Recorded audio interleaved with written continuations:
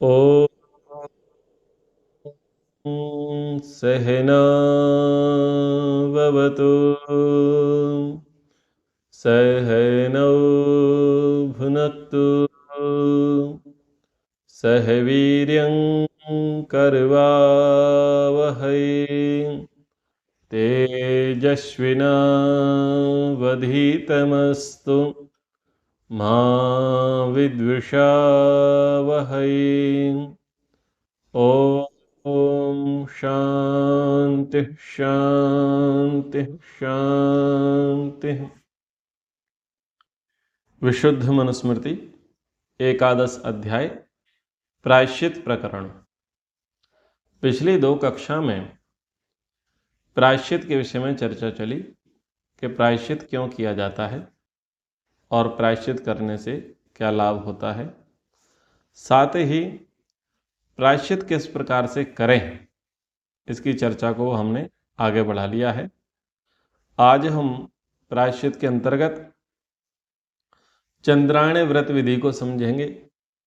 प्रायश्चित करने से पाप की भावना के नाश के प्रसंग को समझेंगे और जो मानसिक अपराध होते हैं एवं प्रायश्चित में गायत्री मंत्र की क्या उपयोगिता है, क्या महत्ता है, उसको समझने का प्रयास करेंगे। तो अति कृक्ष, तप्त कृक्ष और कृच्छ व्रतों के पश्चात हम चंद्रायण व्रत पर आगे बढ़ते हैं। तो चंद्रायण व्रत को आरंभ करने से पहले बस आप इसको इस प्रकार से समझ लीजिए, चंद्रमा का बढ़ना और चंद्रमा का घटना। जो शुक्ल पक्ष और कृष्ण पक्ष है, शुक्ल पक्ष में क्या होता है, चंद्रमा बढ़ता है, और कृष्ण पक्ष में क्या होता है, चंद्रमा घटता है। बस उसी बढ़ते और घटते क्रम में ये व्रत होता है। एकैकं ह्रासयेत पिंडम कृष्णे शुक्ले च वर्धयेत उपस्पृश तृणवणमेतच्चंद्रायणं स्मृतम। तो कृष्ण पक्ष में एक एक ग्रास भोजन प्रतिदिन कम करता जाए, फिर शुक्ल पक्ष प्रतिपदा को प्रतिदिन दिन एक एक ग्रास भोजन करे, शुक्ल पक्ष में एक एक ग्रास भोजन पूरे दिन में बढ़ाता जाए। इस प्रकार करते हुए 3 समय स्नान करे, यह चंद्रायण व्रत कहा। तो कृष्ण पक्ष में क्या होता है, चंद्रमा घटाव की स्थिति में होती है। तो हम क्या करेंगे, एक एक निवाला अब कम करते चले जाएंगे। मान लीजिए ओवरऑल व्यक्ति एक दिन में अगर रोटी का पैमाना लेकर के चलें तो 4 रोटी खाता है। हरियाणा से होगा तो 10 खाएगा। अलग अलग राज्य में देखो, सबके डाइट प्लान अलग अलग है। तो अगर वेट के अकॉर्डिंग ले लेते हैं कि मान लो वो 2 किलो भोजन करता है एक दिन में, ठीक है, तो 2 किलो को अब वो क्रमशः कम करता चला जाएगा। आज चंद्रमा की कला घटी है तो वो एक एक निवाला कुछ 2 ग्राम, 5 ग्राम, 10 ग्राम आहार को धीरे धीरे कम करता चला जाएगा, ठीक है। और अमावस्या पर जाकर के वो शून्यता में आ जाए, इस प्रकार से बैलेंस बनाना है भोजन का। फिर प्रतिपदा आरंभ होगी, तो प्रतिपदा से फिर उसको बढ़ोतरी शुरू करो, यानी अब शून्य से बढ़ाना शुरू करेंगे। तो पहले 5 ग्राम खाएंगे, फिर 10 ग्राम, फिर 20 ग्राम, फिर 30 ग्राम, फिर 40 ग्राम, 50 ग्राम, 100 ग्राम, 200 ग्राम, 250 ग्राम, 300 ग्राम, 400 ग्राम, 500 ग्राम, ऐसे ऐसे जो है क्रमशः बढ़ाते चले जाएंगे। तो इस प्रकार से भोजन करना, यानी सुबह का नाश्ता नहीं, दोपहर का भोजन नहीं, शाम का भोजन नहीं और दूध भी नहीं। भोजन जो कुल है वो कुल भोजन ऐसे ऐसे कम होगा और ऐसे से आगे बढ़ेगा। और दिन में 3 बार स्नान करना है, सुबह, दोपहर, शाम, ठीक है। तो ये चंद्रायण व्रत विधि कही। एतम एव विधिम कृत्स्नम आचरेत यव मध्य में शुक्ल पक्षादिनी नियत चरण चंद्रायणम व्रतम। यव मध्य विधि में, अर्थात जैसे जौ मध्य में मोटा होता है और आगे पीछे कैसा होता है, पतला होता है, उसी के अनुसार व्यक्ति को यव मध्यम चंद्रायण व्रत करना चाहिए।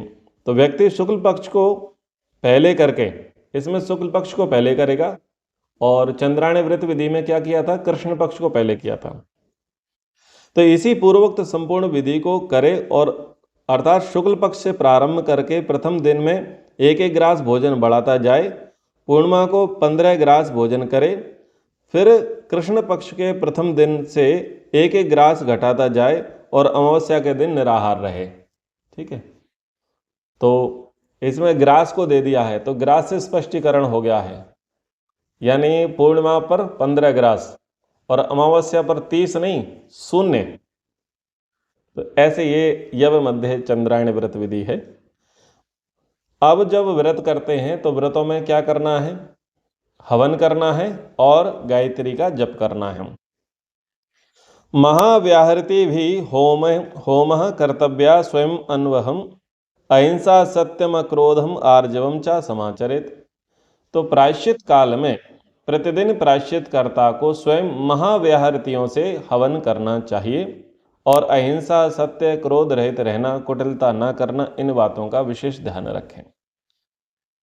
तो अभी ये जो चंद्रायण व्रत विधि है या प्रजापत्य व्रत विधि है या कृच्छ व्रत विधि है, इसमें सबको एक बात समझनी चाहिए कि लोक में जो प्रचलित है, कुछ लोग एकादशी का व्रत करते हैं, चतुर्दशी का व्रत करते हैं, सप्तम का व्रत करते हैं और नवदुर्गा का व्रत करते हैं। गणेश उत्सव होता है ना, तो 5-5, 7-7 दिन का, 10-10 दिन का व्रत करते हैं। फिर अन्य कुछ पर्व आ पड़ते हैं, जैसे कुछ लोग करवा चौथ मनाते हैं, कुछ लोग जन्माष्टमी को सेलिब्रेट करते हैं, रामनवमी को सेलिब्रेट करते हैं, चैत्र शुक्ल पक्ष प्रतिपदा को सेलिब्रेट करते हैं, किसी विशेष पूर्णिमा को सेलिब्रेट करते हैं। तो कैसे सेलिब्रेट करते हैं? उपवास रख करके, यानी भोजन का उस दिन त्याग करके वो करते हैं सेलिब्रेट। अच्छी बात है, नेचुरोपैथी आयुर्वेद के अनुसार तो थोड़ा थोड़ा भोजन को छोड़ना ही चाहिए और शरीर को अवकाश देना चाहिए, ताकि शरीर विपरीत परिस्थितियों में चीज़ों को सहन कर सके और कैंसर जैसे रोगों से राहत मिले। एक शोध के अनुसार यदि व्यक्ति 7 दिन में या 10 दिन में 2 बार वो उपवास रखता है तो वो उतना ही कैंसर से दूर भागता है। तो उपवास करना आज के समय में तो मस्ट है, बहुत अच्छा है, करना चाहिए, क्योंकि ऑर्गेनिक भोजन हमारे शरीर में नहीं जा रहा, ज़्यादातर केमिकल युक्त ही भोजन जा रहा है और भोजन जितना कर रहे हैं उतना शारीरिक परिश्रम नहीं हो रहा है, शरीर से पसीना निकल नहीं रहा है, दिनचर्या विलासी हो गई है और एयर कंडीशनर के हम अभ्यासी हो गए हैं, हमें वो चाहिए, हम उसके बगैर जी नहीं सकते, ऐसी दिनचर्या हो गई है। तो आप देखते हैं ज़्यादातर लोग भोजन करते हैं और कुर्सियों पर बैठते हैं, फिर उनका फैट बढ़ता है, पेट की चर्बी बढ़ती है। तो अपने भारत में अगर देखें तो बहुत सारे लोग हैं जिनके पेट निकले हुए हैं। पेट निकलने का तात्पर्य यही है कि जितना भोजन किया है वो उतना भोजन पचाया नहीं गया है, परिश्रम नहीं किया है और कैंसर जैसे रोगों का ग्राफ अब बढ़ता जा रहा है, हृदयघात की समस्याएं बढ़ती जा रही हैं। तो ऐसे में आप बहाने ढूंढिए और व्रत करिए, ठीक है। वो किसी इष्ट देव की प्रसन्नता के लिए नहीं, किसी पाप के प्रायश्चित के लिए नहीं, स्वास्थ्य के लिए। और एक प्रकार से स्वास्थ्य का नाश करना भी पाप है, ठीक है। तो प्रयास करना चाहिए कि हम सप्ताह में एक बार अब एक व्रत की ओर आगे बढ़ें और निराहार रहें या एक समय का भोजन छोड़ें। तो ये तो बात हमारी अपनों के लिए हो गई है। अब उनके लिए बात करते हैं जो ना तो चंद्रायण व्रत करते, ना प्रजापत्य व्रत करते, ना कृच्छ व्रत करते। हालांकि कोई भी नहीं करता, आप भी नहीं करते, हम भी नहीं करते, क्योंकि प्रचलन नहीं है, पता ही नहीं है किसी को कि ये प्रायश्चित के व्रत होते हैं। पर जो लोग व्रत करते हैं उनको हम ये शिक्षा दे सकते हैं कि आप महाव्याहृतियों से आहुतियाँ दीजिए, ठीक है। तो महाव्याहृतियाँ हैं ओम भूर्भुवस्सुवः द्यौरिव भूम्ना पृथिवी वरेण्य, ऐसे है ना, ओम भूरग्ने स्वाहा, ओम भुवर्वाय स्वाहा, जो व्याहृतियों के साथ मंत्र हैं। और व्याहृतियों के साथ मंत्र है गायत्री मंत्र, ओम भूर्भुवस्सुवः तत्सवितुर्वरेण्यम। तो व्याहृतियों के साथ व्रतों में आहुतियाँ देने का प्रचलन बढ़ाना होगा। हमारी जिम्मेदारी है कि हम लोगों को बताएं कि आप व्रत करते हैं तो आपको हवन भी करना चाहिए, ठीक है। दूसरी बात, सावित्रम च जपेन नित्यम पवित्राणि च शक्तितः सर्वेषु एव व्रतेषु एवं प्रायश्चित्तम अर्थमादृतम।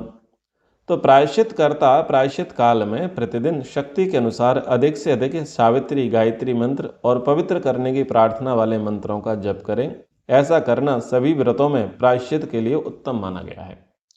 तो प्रायश्चित के लिए एक तो अग्निहोत्र कंपलसरी कहा है और दूसरा क्या कहा है कि गायत्री जप का आप अभ्यास करें, अनुष्ठान करें। गायत्री में क्या है? गायत्री में यह है कि जो हमारे मानसिक अपराध हैं वो मानसिक अपराध हमारे अंकुश में आ जावे, कंट्रोल कर लें और हमारी बुद्धि जो है वो पवित्र हो जाए। तो जो ऐसे मंत्र हैं जैसे योम याम मेधाम देवगणः पितरश्चोपासते तया मां मध्य मेधयाग्नि मेधा विनंकुरु स्वाहा। ओम विश्वानि देव सवितर दुरितानि परासव यद भद्रम तन्न आसवा। ओम भूर्भुवस्वः तत्सवितुर्वरेण्यं भर्गो देवस्य धीमहि धियो यो न प्रचोदयात। और वो एक और मंत्र है परो में ही मनस पापम, ऐसे करके कि हे मेरे मन के पाप मुझसे दूर हो जा, ऐसे भी वेद मंत्र हैं।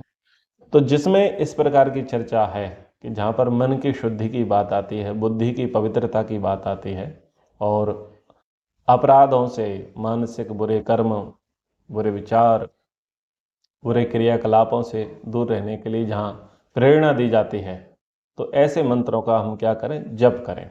ठीक है, तो ये हमें करना चाहिए। तो पवित्रता के लिए बहुत अच्छा है। ओम विश्वान देव सवितर दुरितानि परासव यद वद्रन तन्न आसव। हे परमपिता परमेश्वर, मेरे अंदर जो बुराइयां हैं, बुरे गुण हैं, बुरे कर्म हैं, जो मेरा बुरा स्वभाव है, जो लोगों को अप्रिय लगता है और जिससे मेरा भी घाटा ही होता है, तो उसको कृपया करके आप दूर करने में मेरा सहयोग करें। और मैं चाहता हूँ कि यद भद्रन तन्न आसव, जो मेरे लिए कल्याणकारी है, तो कल्याणकारी लोगों की संगति मुझे मिले, कल्याणकारी साहित्य मुझे मिले, मेरा दर्शन कल्याणकारी हो, मेरा स्पर्शन कल्याणकारी हो, मेरा श्रवण कल्याणकारी हो, मेरा आगमन, मेरा प्रस्थान कैसा हो? कल्याणकारी हो। और मैं आसपास सकारात्मक ऊर्जा वाले लोगों से घिरा रहूं और किंचित मात्र भी पाप में मन को न लगाऊं। तो ऐसी भावना हम प्रायश्चित के दिनों में करनी चाहिए। गायत्री मंत्र से प्रार्थना करते हैं तो प्रभु से प्रार्थना करते हैं कि बुद्धि के ही खराब होने से ही तो हमने ये गड़बड़ किया है।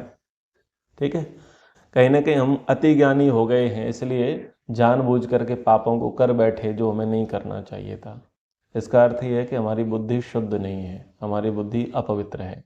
इसलिए हे पिता, हम आपसे प्रार्थना करते हैं कि आप हमारी बुद्धि को सन्मार्ग में ले चलिए, धर्म मार्ग में ले चलिए, वेद मार्ग में ले चलिए। तो इस प्रकार से गायत्री मंत्र के माध्यम से भी ईश्वर से प्रार्थना करनी चाहिए। मानसिक पापों के प्रायश्चित की विधि बता रहे हैं। एते दुजातया शोध्या कृतेन सह अनाविष्कृतम पापांस्तु मंत्रे होमस्य शोधयेत्। तो जिनका पाप क्रिया रूप में प्रकट हो गया है, ऐसे द्विजातियों को इन पूर्वोक्त व्रतों से शुद्ध करें। यानी क्रिया रूप में, यानी पता चल चुका है, बता दिया है, पकड़ में आ गया है कि इन्होंने ये पाप किए हैं, तो वो लोग पापों के प्रायश्चित के लिए कृच्छ व्रत, प्रजापत्य व्रत, चंद्रायण आदि व्रतों को करें। जिनके पाप प्रकट हो चुके हैं, वाणी के और जो शारीरिक पाप हैं जो प्रकट हो चुके हैं, कर चुके हैं। लेकिन कुछ पाप कैसे हैं? वो मानसिक हैं, यानी किसी को पता ही नहीं है, लेकिन वो मानसिक बुरे विचार हैं। तो अंतःकरण में ही पाप भावना उत्पन्न हुई है, इच्छा हुई है कि बुरा करने की, बुरा बोलने की, बुरा सोचने की, आदि आदि। तो क्या करें? मंत्र जपों और यज्ञों से शुद्ध करें, इससे मानसिक पापों की शुद्धि होती है। जपों एवं यज्ञों यानी संध्योपासन, अग्निहोत्र आदि से मानसिक पापों का शमन होता है। इसका तात्पर्य क्या है कि मन को जो है हमने गलत के स्थान से अच्छे के साथ जोड़ दिया है। कहते हैं ना, खाली दिमाग शैतान का घर। आप की हानि हुई है, शारीरिक हानि हुई है, आर्थिक हानि हुई है, सामाजिक हानि हुई है, या आपने कुछ लक्ष्य अपने लिए निर्धारित किए थे, उन लक्ष्यों की पूर्ति नहीं हुई, आपका कोई भोग था और उस भोग में कोई बाधक बन गया, कोई अड़ंगा बन गया, तो जब हमें सुख मिल रहा होता है और सुख के बीच में बाधा उत्पन्न होती है, तो परिणाम क्या निकलता है कि हम मानसिक रूप से डिस्टर्ब हो जाते हैं, चिढ़ जाते हैं, कुढ़ जाते हैं, भीतर ही भीतर ईर्ष्या के, घृणा के भाव लेकर के आ जाते हैं। और ये ऐसा क्यों करता है, ये ऐसा क्यों करता है, इसको समझ में नहीं आता। तो भीतर ही भीतर ज्वालामुखी फूटते रहते हैं। तो ज्वालामुखी जितने ज़्यादा समय तक फूटते रहेंगे, उसका प्रभाव शरीर पर सबसे ज़्यादा पड़ेगा। यानी अगर हम देखें तो चेहरे का ग्लो समाप्त हो जाएगा सबसे पहले तो, ठीक है। और नेत्र जो है, नेत्रों के नीचे गड्ढे पड़ेंगे, चेहरा भी सूखेगा। बहुत देर तक बैठे हैं और उठ करके खड़े होंगे तो गिरने की संभावना बनी रहेगी, ठीक है। यानी क्या हुआ है, ये आपको किसी ने कमजोर नहीं किया है, आपने स्वयं को कमजोर किया है। जो मानसिक विकार थे, उन विकारों का परिणाम ये निकला कि हम आंतरिक रूप से अस्वस्थ हो गए, कमजोर हो गए, दुर्बल हो गए। अब वो चिंतन जो है, अनर्थक चिंतन हमारा जा नहीं रहा है। वो शोक है, वो वियोग है, वो संताप है, वो चिंता है, वो तनाव है, वो हमारे अंदर से जा नहीं रही है। तो वो जो नेगेटिविटी है, उसने बहुत अंदर तक घर बना लिया है। मतलब हम बाहर जा रहे हैं, अपने आप को फ्रेश करने का प्रयास कर रहे हैं, हम सोच रहे हैं कि चलो गाना सुन ले, हम सोचते हैं कि चलो घूम करके आते हैं, ड्राइव करके आते हैं, कुछ खा लेते हैं या सो जाएं, लेकिन वो जो है जंग लग गई है, घुन लग गया है और व्यक्ति उससे निकल नहीं पा रहा है। तो उसके लिए है महाऔषधि है जप। यानी अब अपने मन को उन विकारों से हटा करके हम मंत्र पर लगावें, ठीक है। तो मंत्र पर लगावें और स्वाध्याय करें, शास्त्रों का अध्ययन करें, जप करें और ईश्वर का ध्यान करें, अग्निहोत्र करें। यानी हम अपने आप को किस में लगा लें, शुभ कार्यों में लगा लें। तो शुभ कार्यों में लगाएंगे तो जो मानसिक तनाव हो रहा था, जो डिप्रेशन है, जो तनाव है, अवसाद है, शोक है, वियोग है, विरह है, वेदना है, संताप है, इन सब से क्या होगा, धीरे धीरे निजात मिलेगी, मुक्ति मिलेगी और हम नेगेटिविटी से पॉजिटिविटी की ओर जाएंगे। और जब पॉजिटिविटी से ओतप्रोत होंगे तो मानसिक पाप फ्यूचर में नहीं होंगे, वो तो हो ही गए हैं, लेकिन अभी क्या करना है, शुद्धि करनी है। शुद्धि का मतलब क्या है कि अभी गंदा है, अशुद्ध है। तो अशुद्ध की शुद्धि किससे है, यानी नकारात्मक विचार की शुद्धि है सकारात्मक विचार से, ठीक है। तो सकारात्मकता सबसे ज्यादा किसमें है, मंत्र में शक्ति होती है, ईश्वरीय वाणी है, तो ईश्वर तो सबके लिए बड़ा ही लाभकारी है, सबके लिए हितैषी है। तो इस प्रकार से करने से यहां पर लाभ मिलता है, ठीक है। आगे, ख्यापनेन अनुतापेन तपसा अध्ययनेन च पाप कृन मुंचते पापा तथा दानेन च पदे। तो अपनी त्रुटि और उसके लिए दुख अनुभव करते हुए सर्वसाधारण के सामने किए हुए अपने दोष को प्रकट करने से, पश्चाताप करने से, व्रतों की साधना से, वेदाभ्यास से पाप करने वाला पाप भावना से मुक्त हो जाता है और आपदग्रस्त व्याधि, जरा आदि से पीड़ित अवस्था में अपराध होने पर प्रायश्चित हेतु संकल्प और परोपकारार्थ दान देने के पुण्य से भी पाप भावना की समाप्ति होकर निष्पापता जीवन में आती है। तो अब जो चर्चा है वो है कि पाप की भावना से हम कैसे दूर रहें। प्रायश्चित कब किया है, प्रायश्चित किया है पाप की अनुभूति से, क्योंकि पता तो हो कि ये पाप है, तो पाप की अनुभूति है और हम गिल्टी फील कर रहे हैं कि नहीं, मुझे ऐसा कार्य, ऐसा व्यवहार नहीं करना चाहिए था। यानी मन में ऐसा नहीं सोचना था, वाणी से ऐसा नहीं बोलना था और शरीर से ऐसा नहीं करना था, ये गलत किया। तो गलत किया है तो फिर क्या कर रहा है, वो अब व्रत कर रहा है, वो प्रजापत्य व्रत कर रहा है, चंद्रायण व्रत कर रहा है, कृच्छ व्रत कर रहा है। यानी ये क्या, शारीरिक दंड स्वयं को दे रहा है। दूसरा है फिर वो गायत्री जप भी कर रहा है, वो उपासना भी कर रहा है, वो अग्निहोत्र भी कर रहा है, वो स्वाध्याय भी कर रहा है, इतनी चीजें कर रहा है। तो इन सब को करने से क्या होगा, वो आगे बढ़ेगा। तो ये प्रायश्चित करने से पाप कभी नष्ट नहीं होता। पाप की तो सील लग गई है, पाप का तो स्टाम्प बन चुका है, उसका फल तो अवश्य में मिलेगा ही। लेकिन ये सब करने से क्या होता है, पाप की भावना का नाश होता है। तो सबसे पहले कहा कि अपनी त्रुटि को स्पष्ट कर दो, व्यक्त कर दो कि ये मेरी गलती है। जैसे कि पूर्व में दंड के प्रसंग में क्या कहा कि बाल खोलते हुए और दौड़ते हुए जाए और बोले कि मैंने अपराध किया है सार्वजनिक रूप से। तो मैं सोच रहा था कि इस बात को बोलूंगा तो क्या होगा, आज के समय में लोग रील्स बनाने लग जाएंगे। रील्स बनाने लग जाएंगे कि देखो कोई व्यक्ति है जिसने आचार्य जी से मनुस्मृति का उपदेश सुना था, उसने कोई गलती करी थी, उसमें ये बात आई थी कि बालों को छोड़ते हुए दौड़ते हुए और सार्वजनिक रूपों से अपने पापों के विषय में कहे कि मैंने जी ये अपराध किया है, मैं क्षमा चाहता हूँ। तो लोग रील्स बनाने लग जाएंगे। फिर मुझे तुरंत ही आया कि क्यों ना लोग मनुस्मृति पर ही रील्स बनाना शुरू कर दें, जो वहाँ पर अपराध बताए हैं कि देखो तुमने चोरी की है इसलिए तुम्हारे हाथ कट गए हैं, तो ऐसे ऐसी रील्स शिक्षाप्रद बनाना शुरू कर दें। तो कितना अच्छा हो कि धर्मशास्त्र का प्रचार भी हो जाए और व्यक्ति की जो है सेटिस्फैक्शन,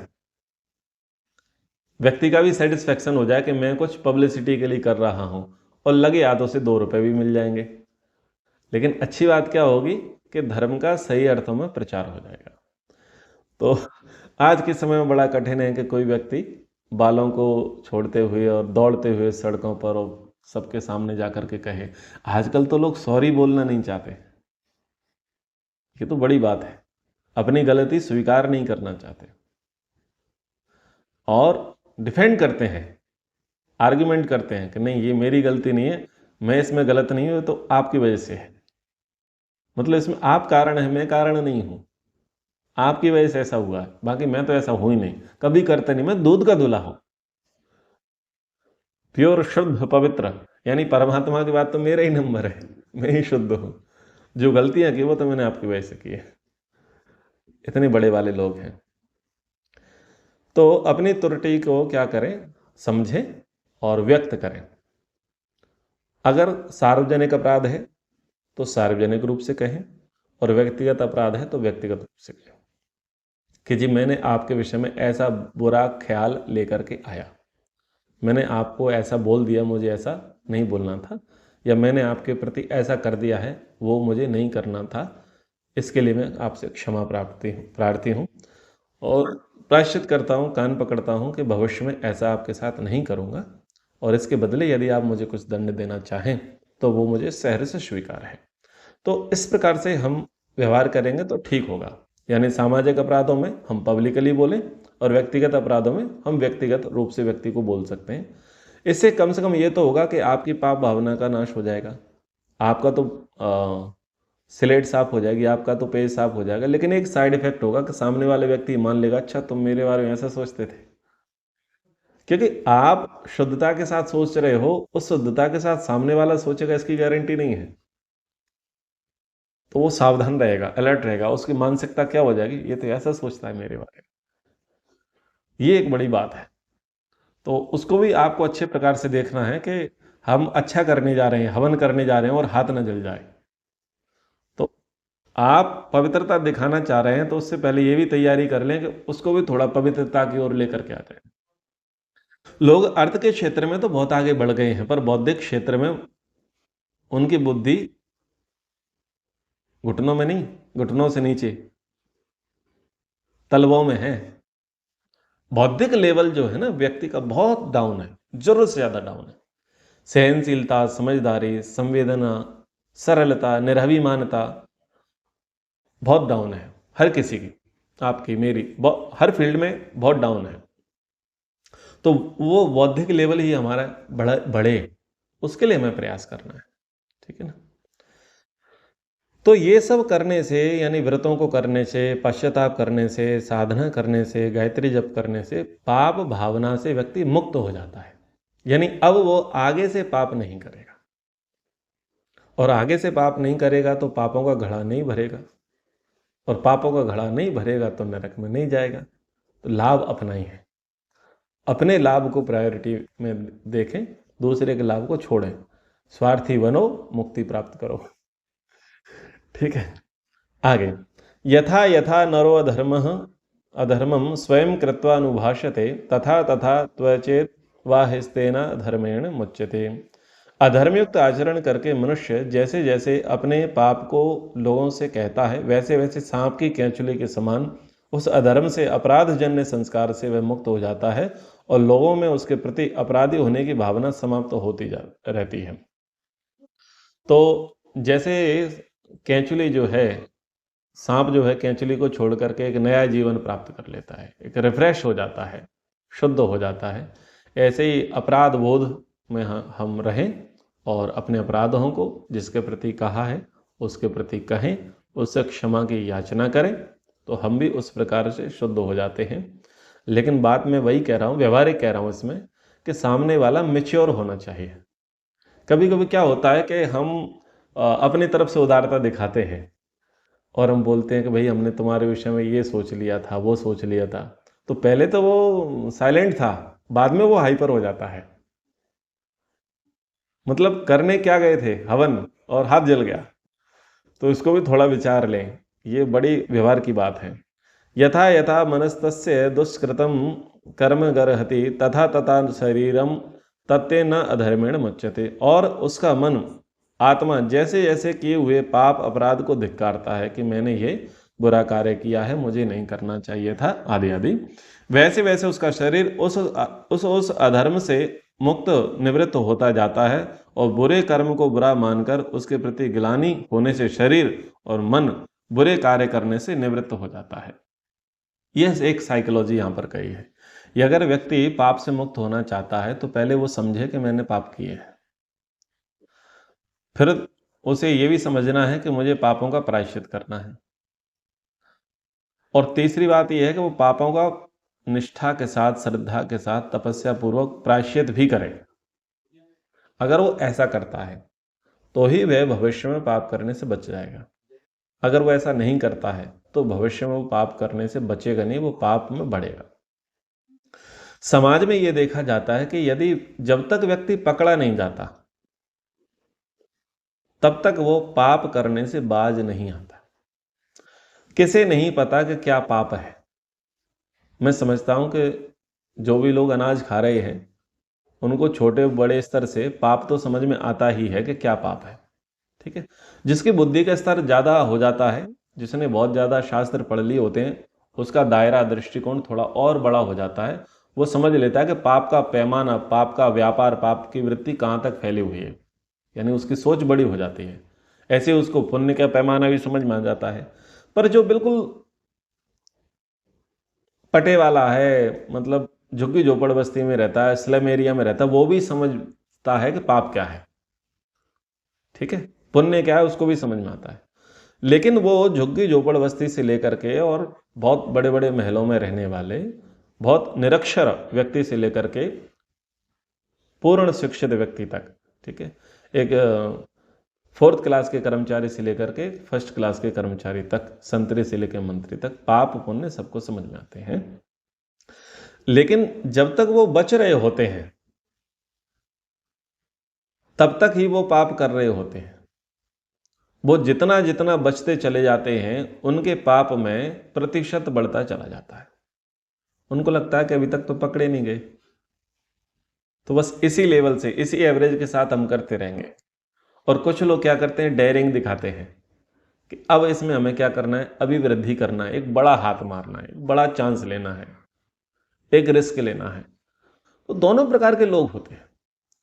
लेकिन जब भय से सामना होता है, यम से सामना होता है, मृत्यु से सामना होता है, तो उस समय होता यह है कि उसे सारा का सारा ब्रह्म ज्ञान हो जाता है। सारा का सारा उसके आगे कुंडलियां या रील्स हैं, उसकी जो रील्स हैं, जो पुस्तक हैं, वो सारा का सारा उसके आगे चित्रण शुरू हो जाता है। मतलब मैं आपको एक एक्सरसाइज देता हूं, मैं पहले भी बोल रखा है कि आप किसी को बोल दो हप, राह चलते किसी को भी ऐसे बोल दो, आप डरा दो उसे एकदम। आप उसे जानते नहीं हो, वो आपको नहीं जानता, लेकिन आप उसे डरा दो, तुरंत उसकी बुद्धि में 1 साल, 2 साल, 6 महीने, 20 साल, सारा जितना होगा ना डेटा, वो सारा डेटा उसको तुरंत ऐसे ऐसे आएगा और वो ये सोचेगा मुझे हप क्यों किया, मुझे डराया क्यों गया, मतलब मेरी क्या गलती पकड़ दी, मैंने क्या पाप किया था, मैंने क्या अपराध किया था, वो उसे देखेगा और तब तक वो सदमे में ही रहेगा। और जब उसे पता चलेगा ये प्रैंक है तो वो आप पर चलेगा। और अगर उसे पता चल गया कि नहीं भाई मामला गड़बड़ है, ये कहीं से आया है, मेरे परिवार से, इस तरफ से, उस तरफ से, व्यापार से, इधर से उधर से आया है और कोई रेफरेंस दे रहा है, तो उसका मीटर और बढ़ता है, उसका बीपी अप डाउन होना शुरू हो जाता है, उसके चेहरे की भाव भंगिमाएं बदल जाएंगी। यानी यानी बात यही है कि जब तक व्यक्ति को लगता, भय नहीं लगता, तब तक वो पाप से नहीं डरता। ठीक है। तो किसी भी बच्चे को, चाहे 5 साल का बच्चा हो और चाहे जिसके 5 दिन बाकी हो, यानी कितनी भी आयु हो गई हो, आप, मेरी ट्रिक है, मैंने करके देखा है। ठीक है। तो आप करके देखना, आप किसी को भी थोड़ा हड़का करके देखना, तो व्यक्ति यही सोचेगा कि क्या हुआ। और इवन अगर कोई आपको हड़का दे, गारंटी आप भी लाइन में आ जाओगे। ये जो साइबर फ्रॉड होते हैं, ये भी तो इसी पॉलिसी से होते हैं। वो जिस तरीके से हड़काते हैं, डराते हैं, तो व्यक्ति, पता है कि कहीं ना कहीं तो टेबल के नीचे गड़बड़ है, तो फंस जाते हैं और करोड़ों रुपए उनको भुगतने पड़ जाते हैं।